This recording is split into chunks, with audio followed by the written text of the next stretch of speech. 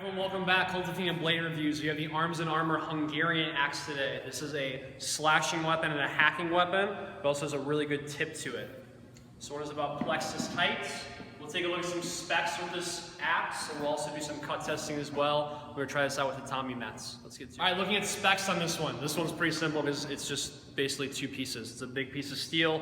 This one is just brought onto it just with friction. So it's an ashwood handle. The handle itself is actually 51 inches. So me being 6 foot, if you look at this from a side profile, the actual end of the shaft of this, of the handle, is right at the bottom of my diaphragm. So maybe like 3 inches above my navel from here. The tip of the axe is right on line with my solar plexus, right on line with my sternum. So it's literally, if you're thinking this from Kali standards, this would be what we would call short spear or C-bot. So it has the slashing, has all the thrusting as well with this one. You can parry, you can also hook with it, pull them in. A lot of versatility with this weapon. This is a foot soldier's axe, so it's very, very light relative to how other axes would be. This is 3 pounds, I believe like 3 pounds, 1 ounce or 2 ounces. But it feels really, really light because Arms and Armor, favorite axes that we carry here at Kult of Athena by far. I'm a little biased on it because I get to move with all of them, but they're really, really sweet. High carbon steel blade, you obviously see the swept back, so if you're to pull the slashes through, you have a really good cut, but you also have a really good thrust as well. You can choke down on it if you need to fight it a little bit closer, but you also have the protection up top if you need to block, or if you need to slash and extend the thrust out as well. So, a lot you can do with this one. We'll do some up close looks at this. I want you to see the fine details. It's a simple design, but it's made really, really well. And then we'll pan to the cut testing and show you what this thing can do.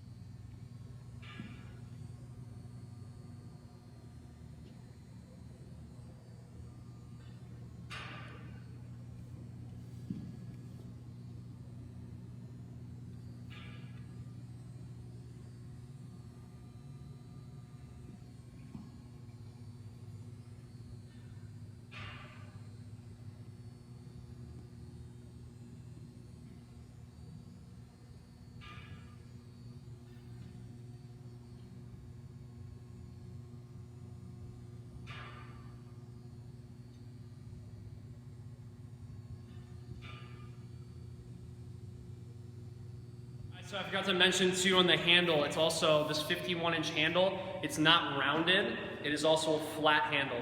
So this is super important, at least this is something else I prefer for this Hungarian axe from Arms and Armor, is having the flat handle, you get the blade edge orientation. You see the second knuckle lining, you roll it into the grip, it's in line with the main cutting edge there. That way you have a precise thrust as you come out, but you also have a precise slash as you pull down, and slash as you pull down, or if you were coming across on some different lines. Let's get to the cut testing.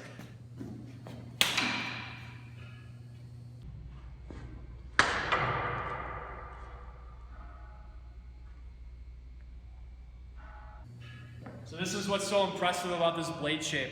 So you see the reverse curve on this? Look how deep that cut was. Basically almost split it in half with an axe. So this Hungarian axe knows what's up. I'm gonna play around with it a little bit. Obviously you could thrust with it, I mean you could poke it as you come out, but it's not really going to do anything. You could get a water bottle and kind of pull cue it. You can come out and thrust with it too, just like you would the spear. That's cool too, but I'm going to slash with it a couple more times, see what we can do here.